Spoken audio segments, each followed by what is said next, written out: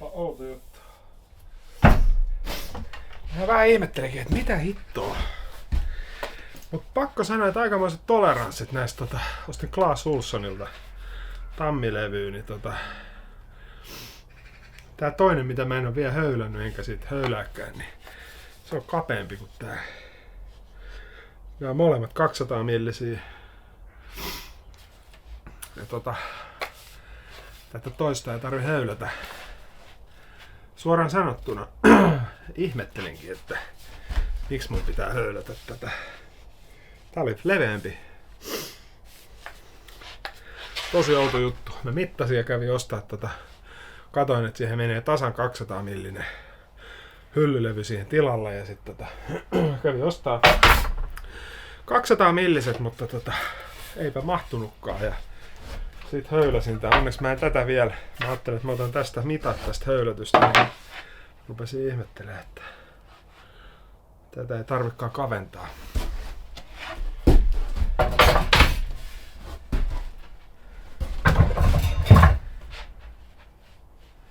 Terveisiä vaan Clas Ohlsonille.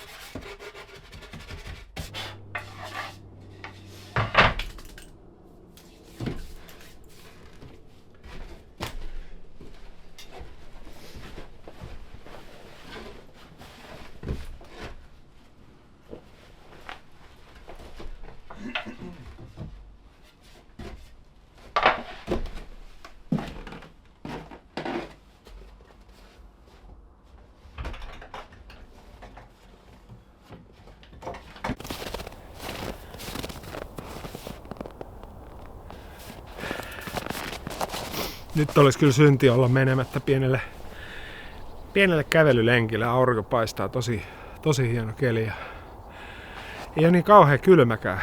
Vähän lauhtunut enää pari astetta pakkasta. Eilen oli 15.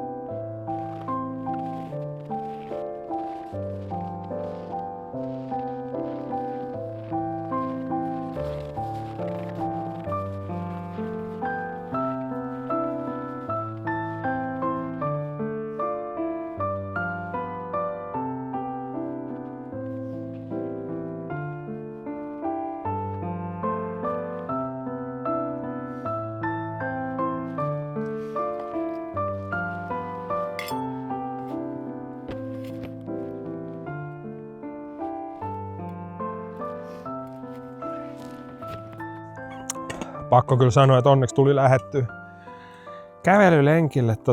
Niin kaunis ilma ja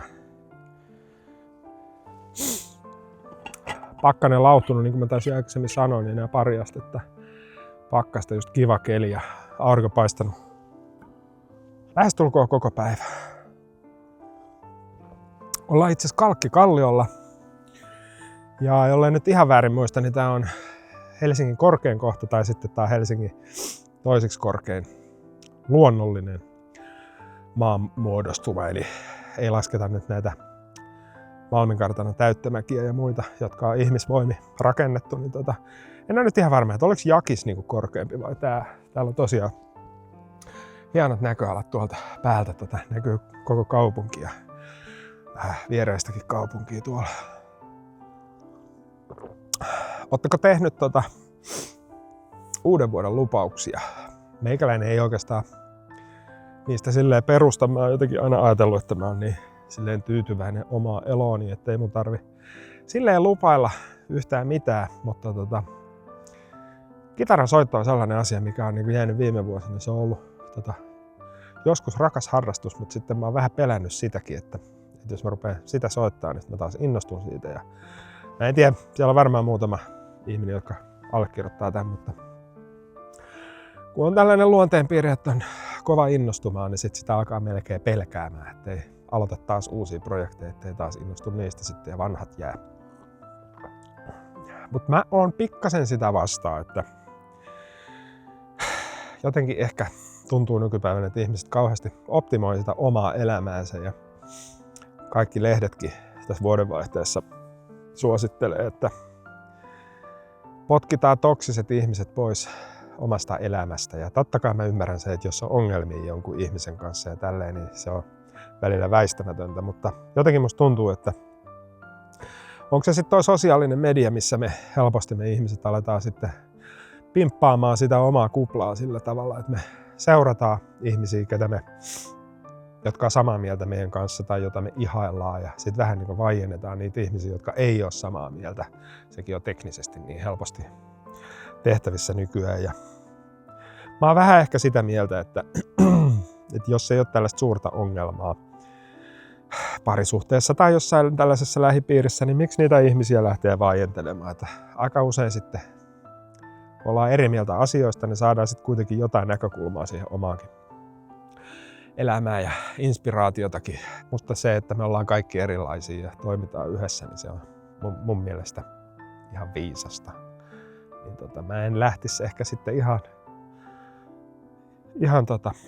turhin perustein sitten siivoamaan kaveripiiriä ja aloittaa jotain uutta elämää aina joka tammikuu. Niin meidän pitäisi olla enemmän tyytyväisiä itse siihen, missä me ollaan tällä hetkellä.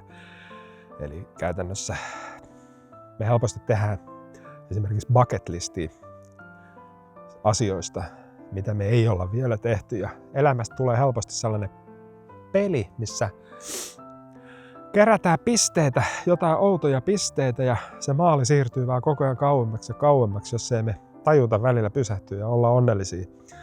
Ja myöskin kiitollisia siitä, mitä me jo ollaan tehty. Eli käytännössä jotenkin musta tuntuu, että meidän pitäisi tehdä se bucket listi vähän toisinpäin. Eli kirjoittaa ylös niitä asioita, mitä me ollaan jo tehty. Ja olla niistä onnellisia ja olla pienistä hetkistä onnellisia. Se on loputon suo.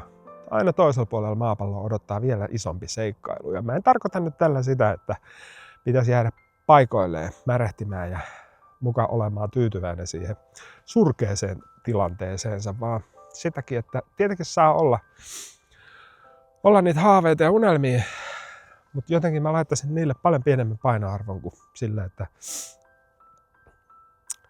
muistaisi aina elää siinä hetkessäkin.